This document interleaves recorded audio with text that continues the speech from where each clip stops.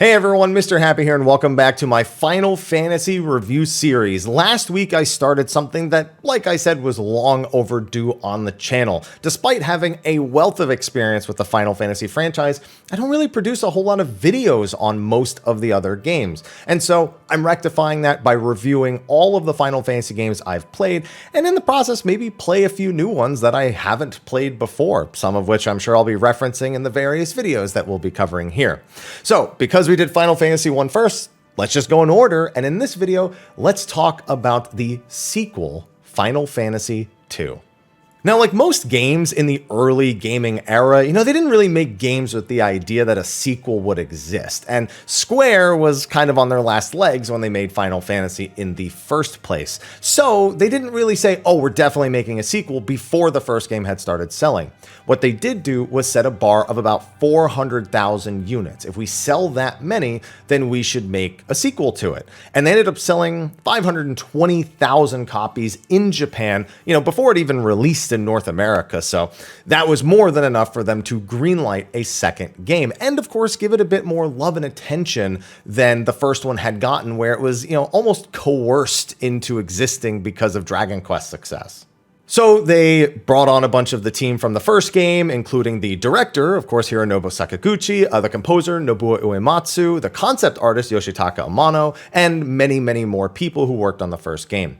They also made sure to expand the team. Like I said, they were giving a lot more resources to the second game. But they also didn't just want to make the first game again, another really common thing that used to happen in gaming. A far cry from the things we get nowadays, right? So they wanted to craft specifically a more intricate story. Final Fantasy 1's story is serviceable, it has some neat fantasy twists, but this time they wanted to craft the story first. They wanted more interesting characters, they wanted a more direct plot line, and they wanted it to really be in front of the player. So they did that first, and then they built the gameplay around that narrative.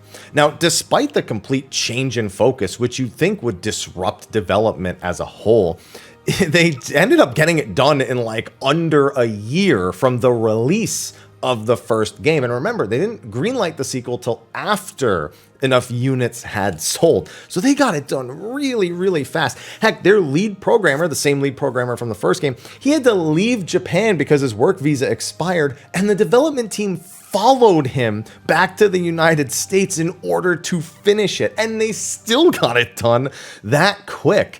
That's just crazy. It really shows Square's tenacity in continuing the franchise after the success of the first game. However, the speed of the Japanese release didn't really take into consideration the effort that it would take to release it to the rest of the world. They were just kind of going gung-ho because of how successful the first game was.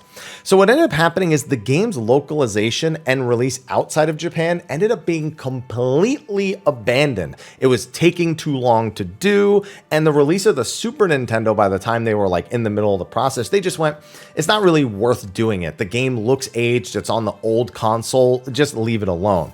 And they ended up doing that with Final Fantasy 3 as well. What they ended up doing was localizing Final Fantasy 4 for the Super Famicom, which would then of course release in North America on the Super Nintendo. However, because they skipped Final Fantasies 2 and 3 in that process, they didn't want to confuse North America with Final Fantasy 4 and then people went, where's 2 and 3? So instead, they called Final Fantasy 4 Final Fantasy 2 when it was released worldwide. A joke that to this day still ongoes. You can always meet someone who's played it long enough to be like, well, when you say Final Fantasy 2, which one do you mean? And that's what they're referring to. In fact, it wouldn't become available in North America until 2003 on the PlayStation 1 when it was released as part of a dual pack, Final Fantasy Origins, which included Final Fantasies 1 and 2 for the PlayStation. Now, as for the actual game, now that we've gone through some of the history, let's talk about the actual game. On the surface, it seems quite similar to Final Fantasy 1. You explore the world, there's treasure chests, there's loot, and you have to defeat enemies in order to get stronger and save the world. In fact, a lot of game systems do return from Final Fantasy 1. Things like the churches and ineffective hits, where it won't automatically retarget something new if the initial target dies. It does update some other things though. The MP charge system is gone instead of having a more traditional MP system like most of us are used to, but you look at it and it still looks like Final Fantasy on the surface. But underneath was something far more expansive and very heavily evolved from its predecessor. The story follows a group of orphans as they're being chased out of their hometown by the Palametian Empire. A bunch of dark knights are chasing them. They barely survive, but they're rescued by a nearby resistance group. In the process, though, they do lose one of their friends. They have no idea where he is. And the remaining three, Furion, Maria, and Guy, all join that resistance group, and then they go on the usual fantasy adventure. But they meet all sorts of other characters. There's all sorts of twists and turns, and there's a constantly evolving narrative here. Instead of just going to a new town and kind of discerning what you need to do, it's guided. And while it's not entirely guided, it is rather free and open in regards to the world and the environment. The narrative is told much more directly to the player than Final Fantasy 1. One new thing they also added was this keyword system. Basically, when you're having a conversation with an NPC, you can ask them about certain words and then they'll elaborate on that topic. But then you can take that topic and bring it up with other NPCs. This is often used to advance the story or earn a bit more insight about what's going on in the story or unlock something on the side altogether.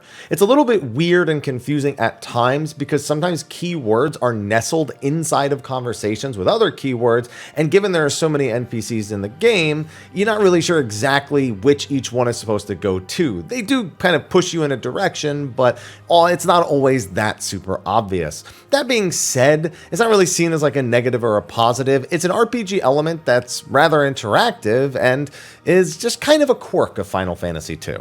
Now, the more narrative-driven aspects also inspired the team to create a more open-world environment and character progression. Instead of restricting characters to specific jobs at the start of the game, every character is capable of using every weapon and every spell that you can find. You also don't earn experience points for defeating monsters or gain levels by any traditional means. Instead, you gain stats and proficiency in weapons and spells by fighting. If you take damage and your health goes down, then you may get more max health at the end of a fight. If you land physical attacks with a sword, then your strength might go up and your proficiency with the sword might go up. And if you use, let's say, the fire spell, well, then that specific magic, your fire magic, will get stronger and stronger, all the way up to 16 levels, I believe. I think it was still 16 levels even in the NES version.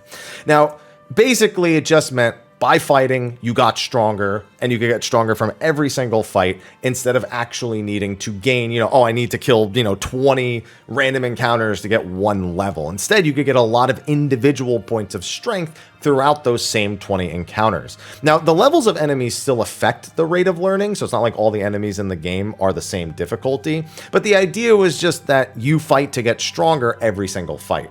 Now, this progression system, I've kind of painted it in a good light because it's quite divisive among fans even to this day, but I specifically mean the iteration of it in Final Fantasy II. Now, the lack of experience gained per fight could leave random encounters feeling pointless at times. Just because you could get an upgrade every fight, a lot of the times you don't, especially in the early to mid game. And on top of that, it led a lot of people to feel like they needed to abuse the system in order to gain more power. You'll often hear people say, Final Fantasy II, isn't that the game where you punch yourself in the face to raise your max HP? That's what people would do. They'd go into a level 1 encounter and just hit themselves to get max HP or just spam spells to gain max MP. On top of that, some stats were really difficult to raise, stuff like magic evasion and agility. Basically, we're kind of compounding. The more of them you had, the easier they were to level kind of situation.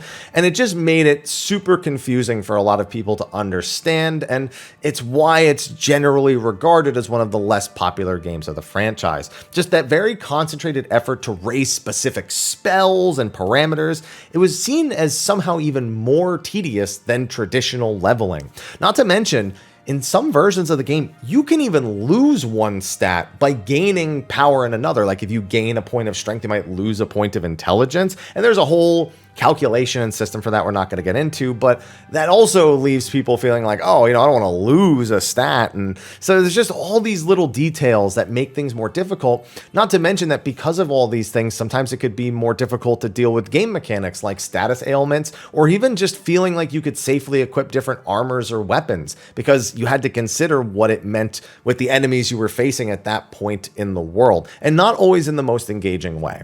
On top of that, the open world environment is often seen as confusing and overly dangerous, especially for first-time players. You know, it's easy to wander into a location with enemies that are several leagues stronger than you, potentially costing you a lot of progress if you haven't saved recently. Dungeons, on top of that, contain trap rooms, which have no loot and no purpose other than to be a dead end where the encounter rate goes way up, hence the name trap room. So for a first-time player, you don't know where any of those trap rooms are, so you go in every single room, and then you realize there's nothing in there, and you try to leave, and bam, you get a random encounter, and that whittles away at your resources. What's even weirder is those things make sense or are really detrimental to first-time players, but if you're playing the game repeatedly, they become non-factors in the game, which leads, you know, is it really that good or bad? Is it just a means of teaching you? It's a matter of perspective with a lot of these things. So it's just kind of tough to tell. Not to mention, a really experienced player can abuse those systems to get even stronger. You can walk past all the really high level enemies if you get a lucky flea, or maybe you just like path very specifically in order to get to end game towns and get really powerful spells and equipment early, and then just ruin the rest of the game in terms of difficulty. But if you're that experienced, you probably already understood that you were doing that. So do you really care at that point? No. But Final Fantasy II comes down to a matter of preference. You either like its game systems or you don't like them, and that's going to determine whether or not you like the game as a whole. Another thing that also can get on people's nerves is that the game features a party size of 4, much like Final Fantasy I, but only 3 of your members are permanent fixtures throughout most of the game. Several different characters throughout the plot kind of step in and out of that 4th party slot, and some are weaker and some are stronger, but again, with the system rewarding you on a per encounter basis, it can be kind of demoralizing knowing that any HP increases or spell power increases or whatever you get on those 4th party members is just constantly kind of being reset because they're introducing a new character that's taking the previous character's place. You know, it is kind of cool to have characters step in and out of the party in terms of narrative, and it's something future games would do a lot, much more successfully, I would say, as well, including the game that shares Final Fantasy II's namesake and that of Final Fantasy IV, which moves people in and out of the party constantly. But here, it's just one of those things that just compounds with the progression systems to make it a little bit less satisfying. Now, whether or not you like these various systems, Final Fantasy II is often credited as the basis, the spiritual ancestor, I suppose, of another Square franchise, one that would actually surpass and also live in the shadows of Final Fantasy in the early days, the SaGa franchise. So a bit of history. After releasing Final Fantasies 1 and 2 on the Famicom, game designer Akitoshi Kawazu would be made director of a new title being made for the Game Boy. Now, they wanted to do something puzzle-based because Tetris had just like taken off and done super well on the Game Boy. However, Kawazu wanted to do an RPG. So because he had all this experience working on the first 2 Final Fantasy titles, he wanted to make the Game Boy's first RPG, but he also wanted to lean more towards a game that was like Final Fantasy II, more open-ended, a little more cryptic, a little more difficult as a whole. This game would become, let me make sure I pronounce this right, Makaitoshi SaGa. However, many of you may know it by another name. In North America, it was called Final Fantasy Legend. Yeah, they just called it Final Fantasy Legend because they were like, then Final Fantasy name will sell so much better than Makaitoshi SaGa, so we'll just do that. So its success is a little bit both inspired by eclipses and is completely like dependent on the Final Fantasy name. So it's in this really weird space because, interestingly enough, it would become the first title that Square sold more than 1 million units of. But it's like, does that belong to SaGa or does that belong to Final Fantasy? Because it was called Final Fantasy Legend. So it's one of those like really, really weird things that, it's either way, it's a piece of history. And it was inspired a lot by Final Fantasy II. So you have to give the game a lot of credit because whether or not you like it, it is the entire kind of soul of another franchise that would come to be full of popular JRPGs that are still releasing and re-releasing even to this day. It's impressive to see that was all born from Final Fantasy II, a game that just isn't always the most liked amongst the Final Fantasy titles.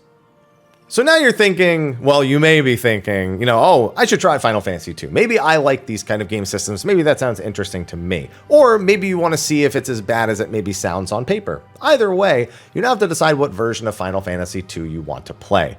Now, the original is only available in Japanese on the Famicom. I'm sure you could get a translation patch for that, but we're better off starting from Final Fantasy Origins in 2003. Now, for just playing the game, it's actually not that bad. The load times in Final Fantasy Origin aren't nearly as bad as Final Fantasy Anthology, and even some of the more major titles like 7, 8, and 9, which really push the PlayStation to its boundaries and thus are a little bit slower to play on the original hardware nowadays. That being said, the future versions of Final Fantasy II are infinitely better, so I really only recommend that version if you already own it. So the Game Boy Advance version, the Dawn of Souls version, which also comes paired with Final Fantasy I Dawn of Souls, is a massive upgrade. A lot of the stat gains and distribution are more streamlined, so it doesn't really feel like you need to go out and grind for things nearly as much as you still can. But also they added an entire bonus campaign called Soul of Rebirth after you beat the main game itself. And in my opinion, it's one of the better additions that they've done for a remaster or remake of quite literally any Final Fantasy title. So it gets a huge amount of respect from me. The 20th Anniversary Edition on the PSP improves the game even further by adding more bonus dungeons on top of the Soul of Rebirth post-game, which also has new equipment and even new bosses. So if you can get it, the PSP 20th Anniversary Edition of Final Fantasy II, in my opinion, is the absolute best version. However, of course, accessibility is a concern, so most likely you're going to play the Pixel Remaster version, which released on Steam and mobile within the last couple of years. Now, it is going to be releasing on PlayStation and Switch in the next several months. They said spring of 2023. But as for the actual version itself, it is mostly just an updated version of the original Famicom Final Fantasy II. That means it doesn't have the Soul of Rebirth bonus dungeons or any of the 20th Anniversary bonus stuff, but it does come with some quality of life stuff, much like all the other Pixel remasters. It lets you know how much loot you've collected in an area, so you can try to determine what you've missed, or comes with like a bunch of different maps for all the different dungeons and whatnot. It comes with a bestiary, so you can track all the enemies and see all their weaknesses. And it also makes, again, the stat gains much more streamlined. I played it not too long ago, maybe like 4 or 5 months ago for the second time, and the stat gains I almost didn't even need to think about. They happened, and that was it. I just had to think about my proficiency and my weapons and spells. So if you just want to try out Final Fantasy II, the Pixel Remaster is a really easy way to do that, and it will only become easier in the next few months with those console releases. As for my personal opinion on Final Fantasy II, I'm in the not so much a fan category. Final Fantasy II sits very, very close to the bottom of my Final Fantasy games, and so it's really hard for me to make the recommendation. However, I always think that playing a game that's part of history has a lot of its own value. And Final Fantasy II, I mean, it's the second game after, all the rumors and the way everyone interprets Final Fantasy I, and that's kind of an important thing to go back and experience. Not to mention, it would still inspire a lot of stuff that we would see in future bits of the franchise, whether that be stuff that's in Final Fantasy XIV, the Dissidia franchise, and even Stranger of Paradise, which recently featured some Final Fantasy II content in it. So just being able to go back and see where that all began is always worth it. Not to mention, you could then trail off and start trying out the SaGa series if you never played it, or Final Fantasy Legend for the Game Boy if you want to start there. So there's just a lot of good reasons to play it still, but as its own game, the weird progression systems, the constant fourth person being moved in and out, the encounter rate being obnoxious, just kind of the overall design, it really doesn't vibe with me, so I don't like it, but maybe you will. I'll leave that for you to decide. And with that, that's going to be a wrap for my video on Final Fantasy II. Be sure to like, favorite, subscribe, and share, and stay tuned. We will be covering the rest of the Final Fantasy franchise over the next several months, or at least as much of it as I've played through. Anyway, I'll see you in the next one, and until then, take care.